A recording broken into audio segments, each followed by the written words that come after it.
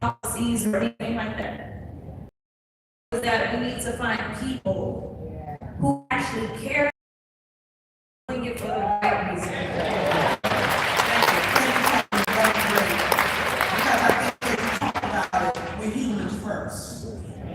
And so we've got to get back to that point in our lives and start socializing. You know, you go to a restaurant today and see a family of four, and everybody's gonna make digital advice. No one's even talking to each other.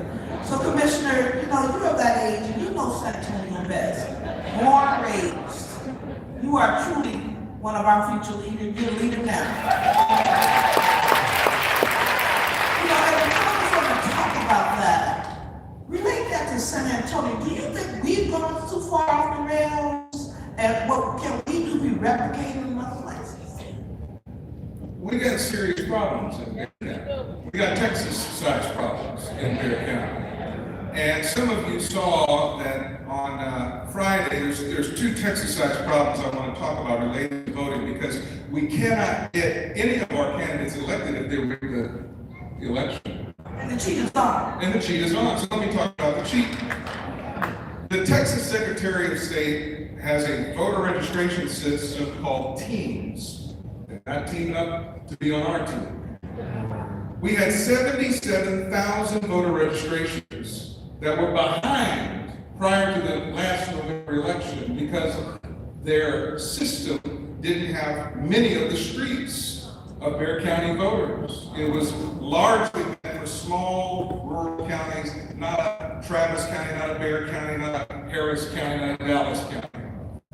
And just over the holidays, after we paid $170,000 to get their county consultants to fix the state system, we now have 4,000 more registered voters who are on the backlog as we sit here right now. So think about what that means in a close election, whether it's a close primary or whether it's a close general election. If the whole game of the white supremacy is just, Bishop, just like what Pharaoh did back in the book of Exodus. Oh my God! You know, Pharaoh, he told the midwife, just kill all the Israelite baby boys. He didn't say kill all of them. He said just shave the numbers off so that we can hold on to power and money for a little bit longer.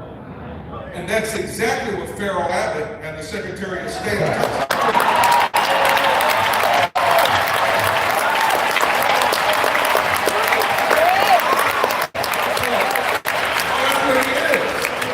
That's what he is. I'll tell you to his face. You better watch the Red Sea.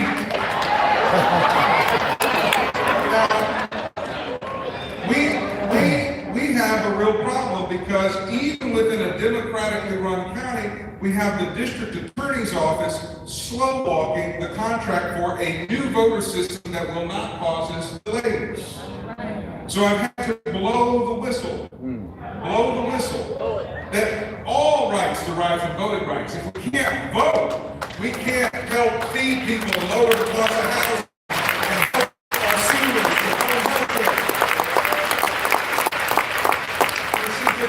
and in the Senate. We cannot have a rigged system, but that's exactly what they're trying to do. Now, while y'all are about to go out to the clubs on Friday night, the Secretary of State sent the entire 18 million voter registration list to the Epstein non-finding Department of Justice.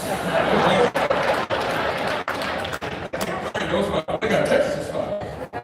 18 million. And what they plan to do, Congresswoman, is they plan to find Roger Trevino, who committed a crime, and say, you can't, every Roger Trevino cannot. They want to try to find all kinds of excuses to send back our voter list manipulated. Now, the NAACP successfully sued a few years ago in the first Trump administration to prevent that voter data from going to Washington, but it's gone, y'all. It's on the way.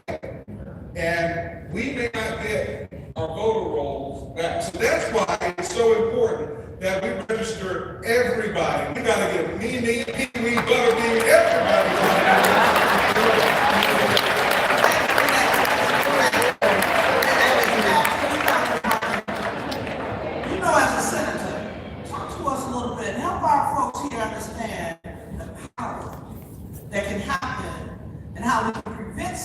is, if we at least even have split house. So here's the thing. Barbara, I know, talked to you about that before. But when I was in my first term in the state house, we broke quorum. And when we broke quorum, the speaker of the house was Nancy Pelosi. Yes, I read some Nancy out. Nancy don't play. So we broke quorum and we talked about the importance of voting rights. We tried to ring the alarm about what was taking place in Texas. And frankly, the Democrats in the House listened. So we control the House. Nancy Pelosi put the John Lewis Voting Rights Advancement Act on the floor. It passes out of the House. What that would have done is it would have prevented this mid-decade redistricting that we're dealing with.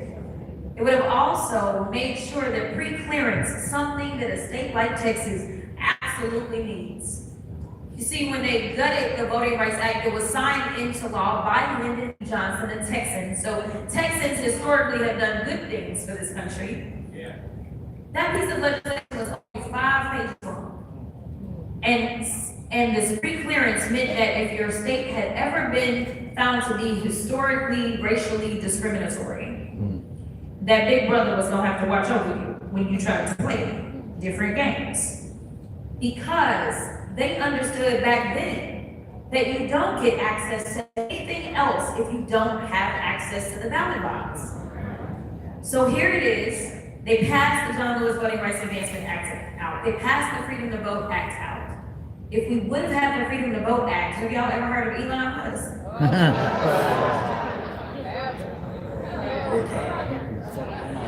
Okay, stop.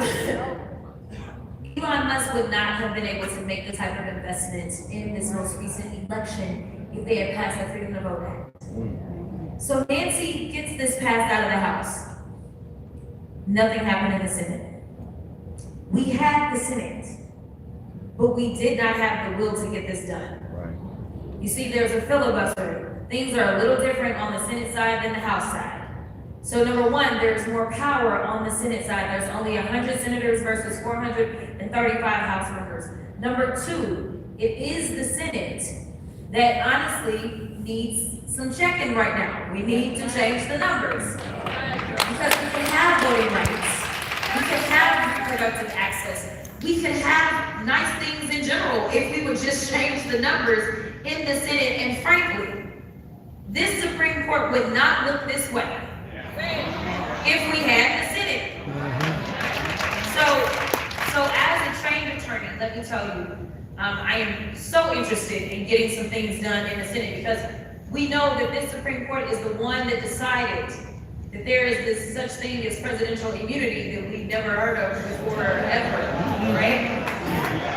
We know that this Supreme Court is the one that is allowing these maps that are taking our Black voices down to 1/3 their voting strength, that are taking our brown voices down to 1/5, I'm sorry, I had it backwards. 1/5 for African American voices, 1/3 for Latino voices. It's this Supreme Court. They didn't even try to say that the ruling was wrong. They just said that we're not gonna do that right now. We're gonna go ahead and let these lines go through. Do you know that there is only one body that has oversight over our justices? It is the U.S. Senate. There is only one way that you even make it onto any federal bench. It is through the U.S. Senate. I talked to you about what's going on at DHS. Do you know how Kristi Noem got the position that she has? It was through the Senate. Are you seeing the trend? So if we are going to stop any of this pain, it has to be that we change the numbers, and it is so hard to change the numbers in the Senate. It is. But this is our time. Y'all know something big. This is our time.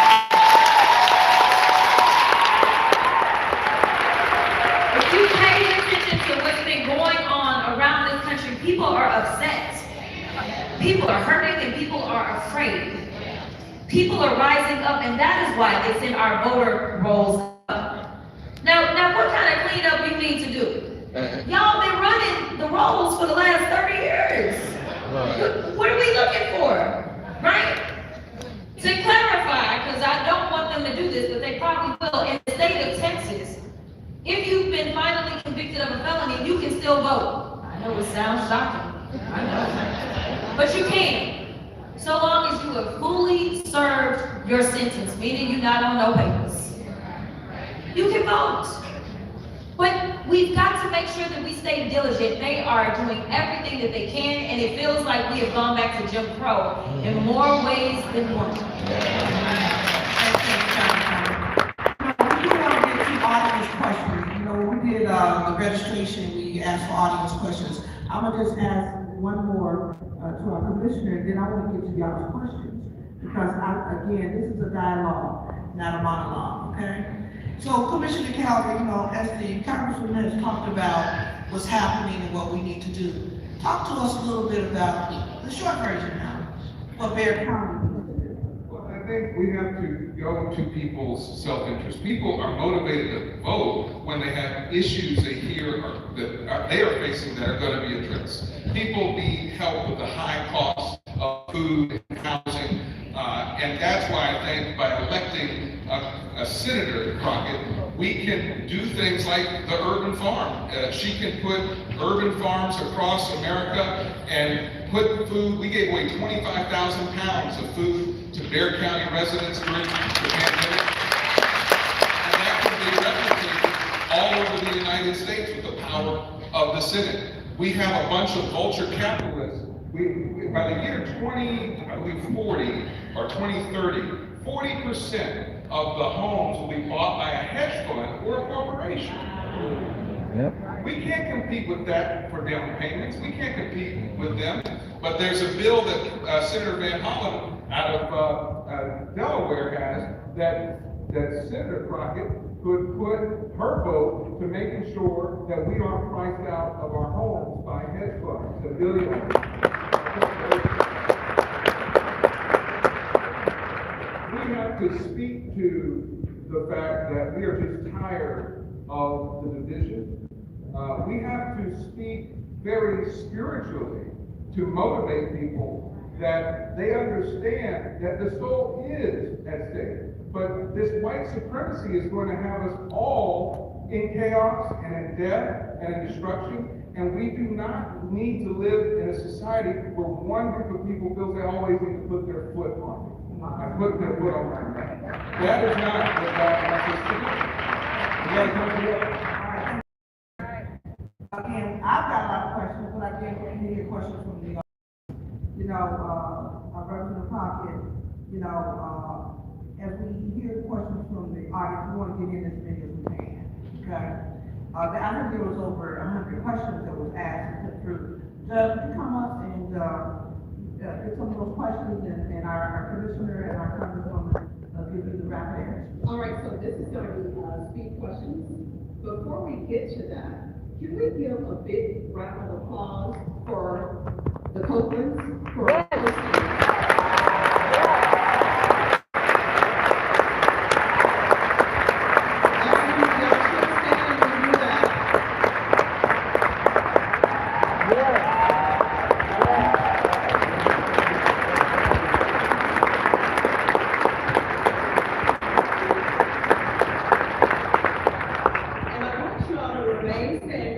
I want you all to give a big round of applause for our servant leaders who are here today.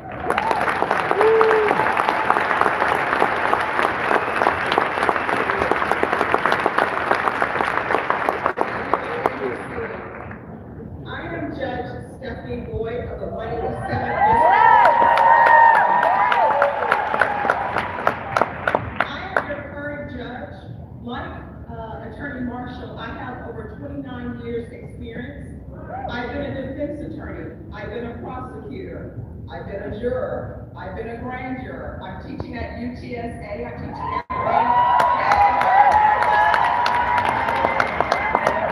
I teach campaign and election law, and I also teach trial advocacy and appellate law. I am the first African-American judge elected to the 187th District Court. Yes!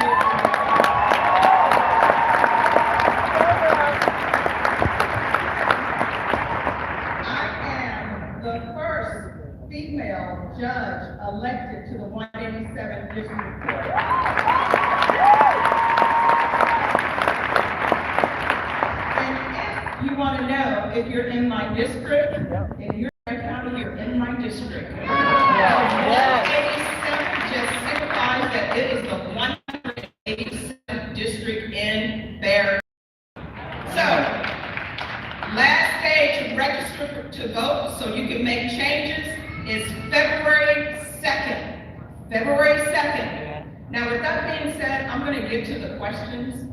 And I was talking to State Representative Hawkins about this question because people don't ask it enough. The question that somebody asked you of the 200 questions was, how are you doing? Yes.